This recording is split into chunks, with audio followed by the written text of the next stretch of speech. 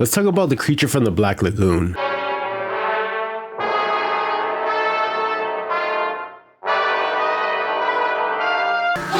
Did you know that GillMan was the first monster designed by a woman? Happy International Women's History Month. Her name is Millicent Patrick. So Universal being like the epicenter of horror, especially coming off of movies like Dracula and Frankenstein, they needed something else to continue their legacy, hence the birth of GillMan. So Millicent Patrick was one of the first female animators at Disney originally. However, not shortly thereafter, she would go to Universal Studios and be actually the very first woman to be in special effects and makeup. At the time, this was ran by a jerk named Bud Westmore, and we'll get to him later. She was part of the team who made costuming for movies like It Came From Outer Space or Abbott and Costello Meet Dr. Jekyll and Mr. Hyde.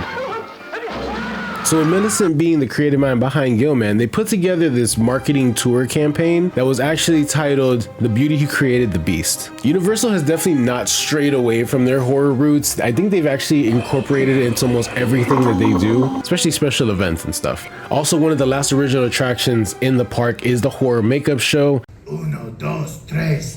I'm going to eat your face. Again, history. Remember Bud Westmore? Well, he decided that he didn't like the title and that she was just sketching his concepts, and he wanted the actual title of the campaign changed. So Universal said okay, and they went ahead and they actually titled it The Beauty Who Lived with the Beast. Even Scotland Yard is baffled.